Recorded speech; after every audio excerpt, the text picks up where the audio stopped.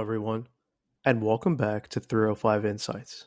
I'm your host, Alan Somerton, and today we're talking about UM's recovery game against the Wake Forest Demon Deacons as they win their final home game 42-14, moving to 10-1 on the season, recovering from their loss to Georgia Tech, and keeping their own destiny in their hands.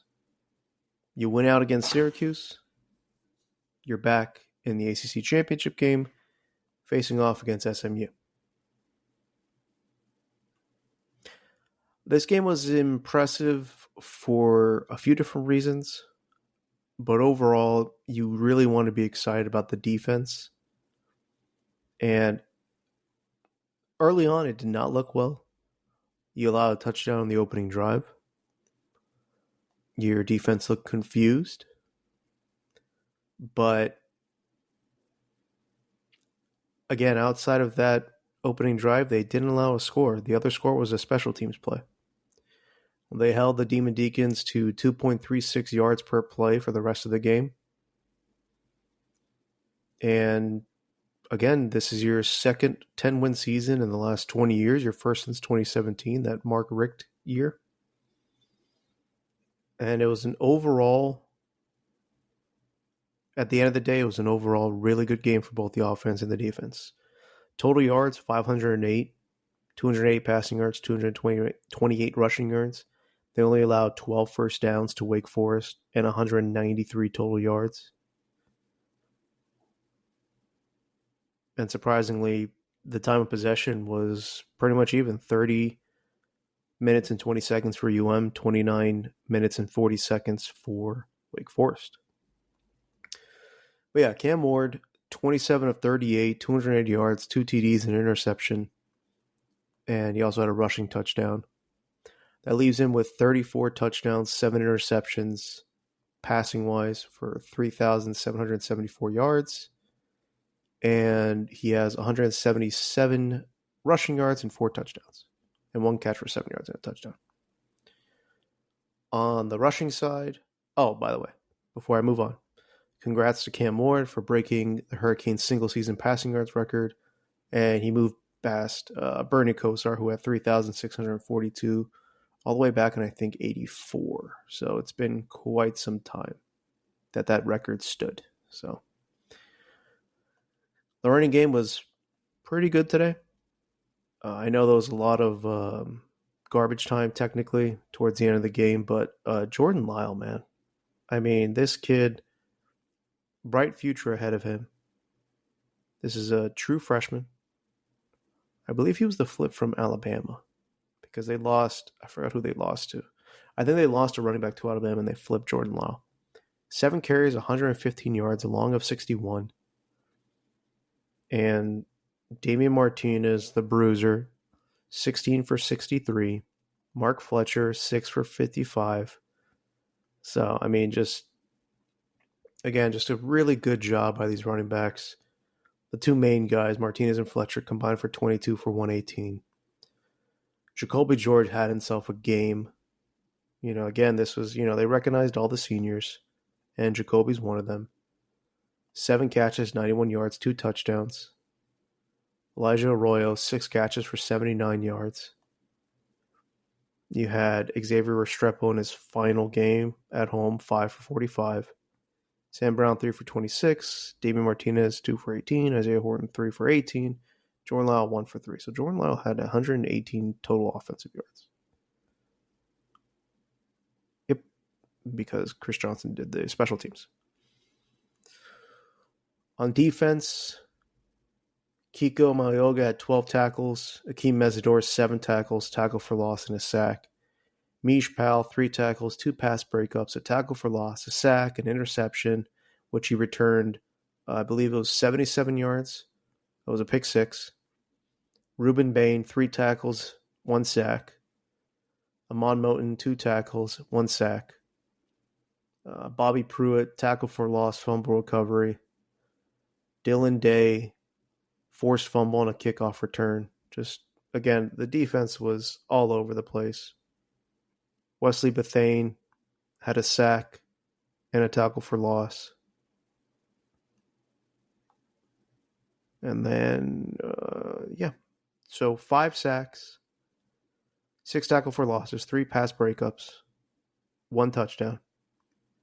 Just a great job by the defense today. And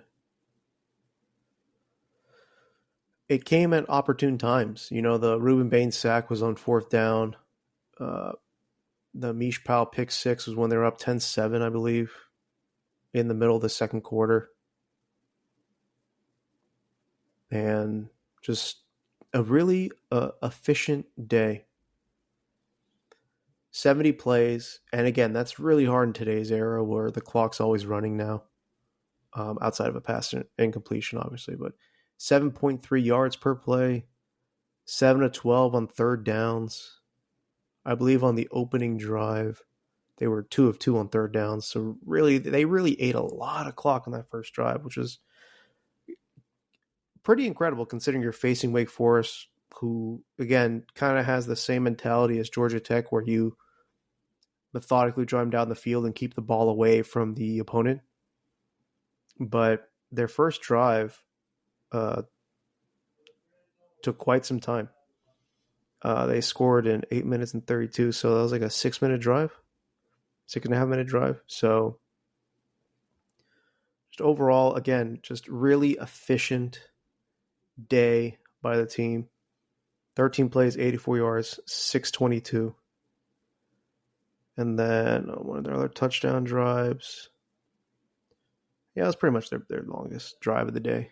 That ended in pay dirt. You held Wake to 50 yards in the second half. You held Wake to 2 first downs in the second half. 3.4 yards per play. 2.4 yards per rush. 4 of 14 on 3rd down. 2 of 4 on 4th down.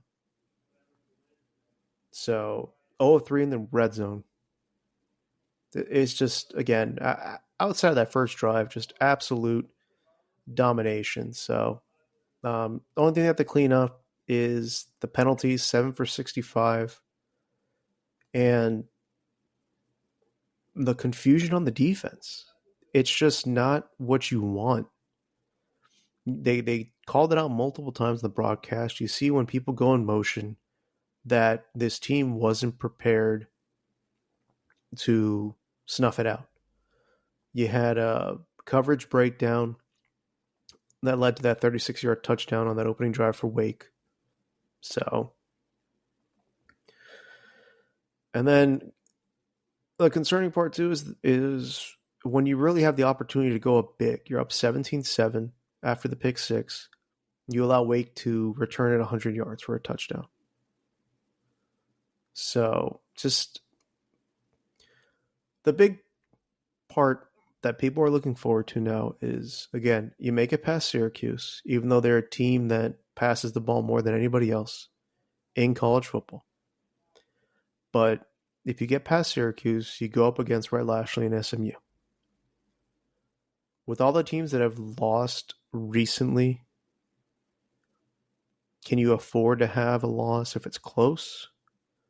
Because now the argument is, how many SEC teams can get in with 3 losses? And we'll talk about that in the next podcast. But you went out. I just don't like how this defense looks. And I know obvious statement is obvious. But against talented teams, and that's obviously the teams that you're going to be facing in the playoffs, you start running motion. You start making people switch their assignments. You better hope that Lance Guidry and company can clean this up. Because you're not... Picture like the Georgia Tech game where you're not able to get pressure. You're able to get 5 sacks this game. And you got some pass breakups and whatnot. But if you can't get that pass rush generation just from your D-line, there's going to be issues in the playoffs. And that's what you're looking forward to at this point. You expect this team to beat Syracuse. You expect this team to beat SMU. They are more talented than anybody in the ACC right now. Win out, get that bye, and see who you can prepare for in the college football playoffs. but there needs to be a lot of cleaning up on defense. Again, I know basically the way they responded after the first drive is exactly what you want to see. Because you want to see the ability, again, on the first two drives, the confusion, cleaning it up, and then you shut them down like 50 yards in the second half. That's insane. And again, I know Wake Forest isn't the end-all be-all, but the problem is, like I said, you're going to be running into Texas or Georgia, Penn State. Well, Penn State might not be a big deal. Ohio State. Teams from the SEC, teams from the Big Ten.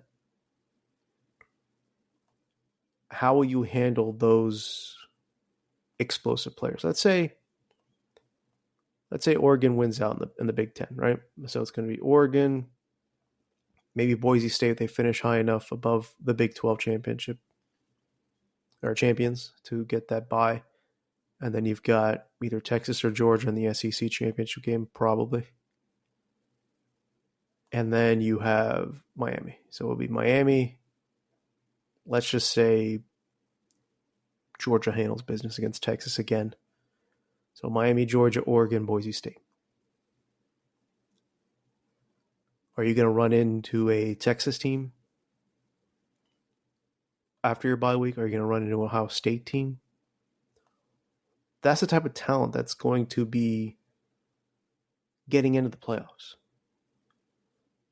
You're not going to be facing the Georgias or the Ohio States initially, or Oregon initially, but you're going to be facing the teams that lost to them, which is Ohio State and Texas, or vice versa. Again, whichever way it goes, those are extremely talented teams. Ohio State, well, they've lost a few people on the offensive line. They lost their center and they lost their left tackle, but it's still one of the most talented rosters in the country. Georgia, for all their struggles, still one of the most talented rosters in the country. Texas has a lot of talent on their roster. Oregon, a lot of talent on the roster. The difference is they're executing. Granted, Texas hasn't really faced a challenging schedule, but we'll see how they look against a Texas A&M team that just lost to Auburn. That would have been a little more impressive if A&M won. But still, that's going to be a big rivalry game for them because A&M hasn't faced them since they left for the SEC. You have to step your game up because the talent levels are going to be even or you're going to be behind on talent. You're going to have less talent. But all in all, again, 10-win season. We'll see how the Syracuse games go. The Syracuse game goes. It's at Syracuse in the dome, so you don't have to worry about the weather. It's just going to be a weird place to play. I'm sure the crowd is going to be decent because you can ruin UM season. If UM loses, Clemson's in.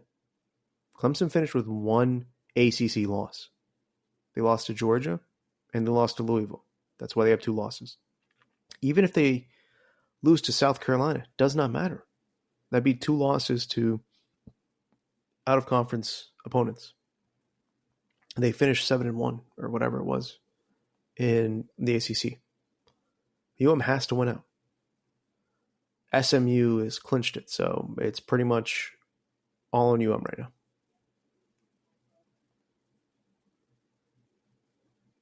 But you have to beat Syracuse.